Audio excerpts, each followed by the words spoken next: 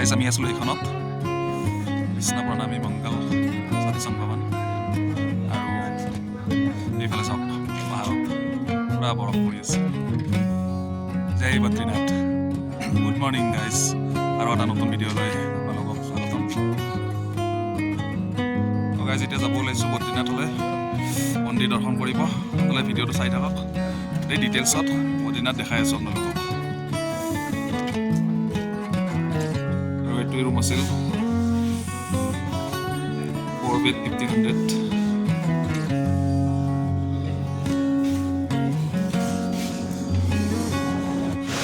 আৰু গাইজ এইটো হ'ল অলকনন্দা নদী, এনেকৈ বৈ গৈছে একদম তললৈকে, তললৈ গৈ গংগা উঠিছেগৈ।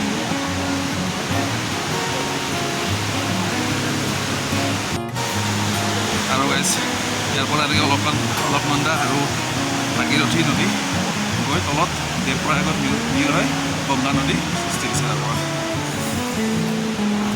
আৰু গাইজ ইয়াতো আছে এই গৰম কুণ্ড, এইটো ধোঁৱা যে ওলাই আছে এইটো গৰম পানীৰ কুণ্ড হয়, তাতে গা ধুব পাৰি। আমি তাত হোটেলতে ধুই আহিলোঁ গা। চ' এতিয়া সেইফালে নাযাওঁ আৰু মন্দিৰলৈ গৈ আছোঁ, ইফালে ওপৰতে এনেকৈ উঠি যাব লাগিব। আৰু গাইজ ইয়াতে বেছি উঠিব নালাগে, এনেকুৱা বনাই থৈ দিছে। বৰষুণ দিলেও প্ৰব্লেম নাই, উঠি থাকিব পাৰি। 1 কিলোমিটাৰমান গ'লে পায়, কেদাৰনাথৰ নিচিনা ট্ৰেক নহয় ইয়াতে। গাইজ ফাইনেলি আহি পালোঁ বদ্ৰীনাথ। জয় বাবা বিষ্ণু মন্দিৰ, আৰু মানে চবতকৈ ডাঙৰ ধাম। চাওক গাইজ কি ধুনীয়া মন্দিৰ।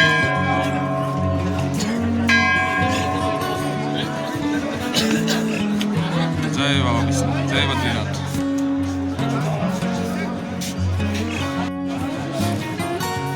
গাইজ জয় বদ্ৰীনাথ, চাওক বাবা বদ্ৰীনাথ আহি পালোঁ। আৰু আপোনাৰ উত্তৰাখণ্ডৰ শিমলী ডিষ্ট্ৰিক্টত আছে, মানে আটাইতকৈ ডাঙৰ ধাম বদ্ৰীনাথ ধাম। তাৰে পিছত বাকীকেইটা ধাম হয়। গাইজ বহুত ভাল লাগে, এতিয়া দৰ্শনৰ কাৰণে সোমাম। তলত আহি আছে। জয় বদ্ৰীনাথ।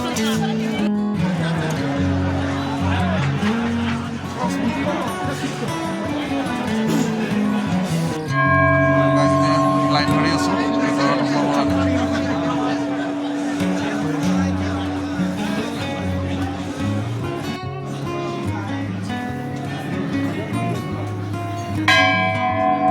এইটো মেইন মন্দিৰটো, এতিয়া লাইন ধৰি আহি পাইছোঁ আৰু আমি সোমাব মন্দিৰ।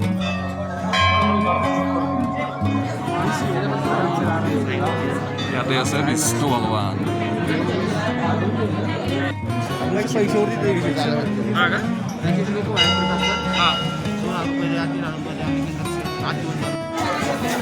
হৈ গ'ল দৰ্শন।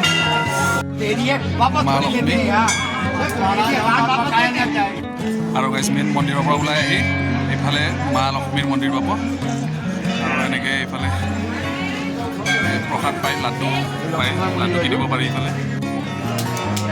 গাইজ ইয়াতে ভিতৰত লাড্ডু কিনিলোঁ, 150 টকা 4টা থাকে। আৰু হয়তো বেক চাইডৰ পৰা বদ্ৰীনাথ বাবা মন্দিৰ, এইফালে আছে হনুমান মন্দিৰ, আৰু এইফালে ক্ষেত্ৰপাল ঘণ্টাকান জিকে মন্দিৰ। এই যিটো এটা ৰাউণ্ড গাইজ দৰ্শন কৰিলোঁ, ভাল লাগিল বহুত।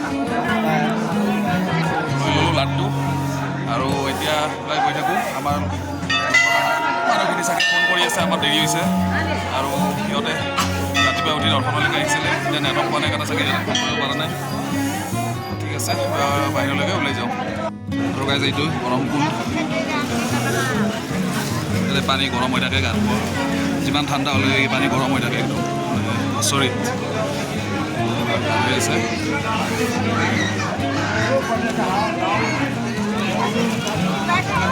এইফালে ঘৰত মন্দিৰ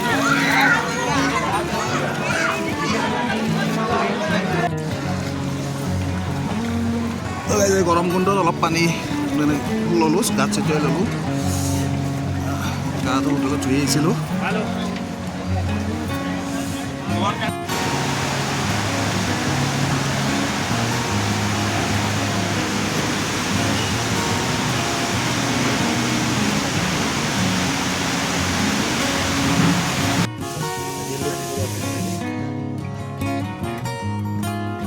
দুধ কেঁচাৰ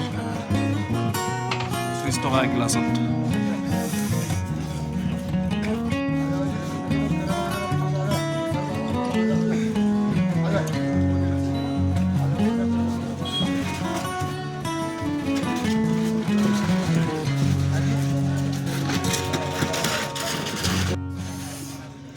খাই চাওঁ দুধ কেঁচাৰ।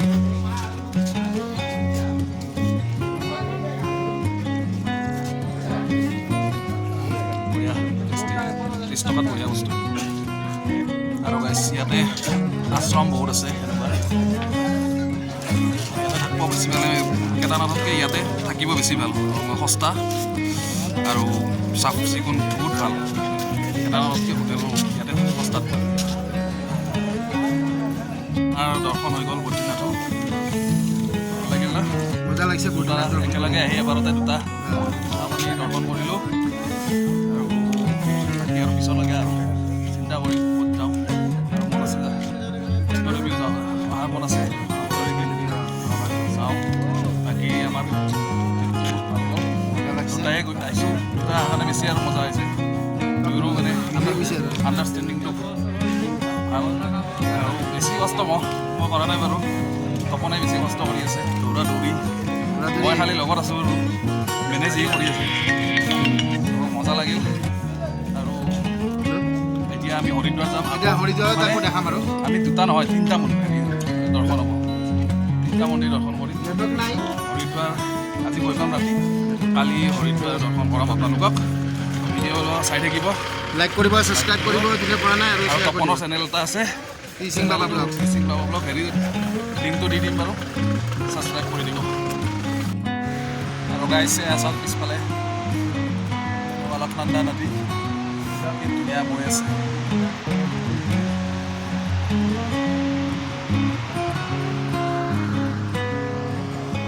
পানীটো একদম অলপ গ্ৰীণ ব্লু এনেকুৱা টাইপৰ পানীটো কালাৰ।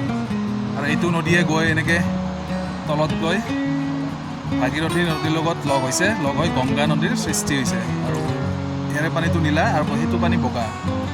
সেইটো আগত মই আপোনালোকক দেখাম, দেৱপ্ৰয়াগত আছে এইটো। চাওক বিউটি পাহাৰ, আৰু এইফালে ওপৰত পাহাৰত স্নো।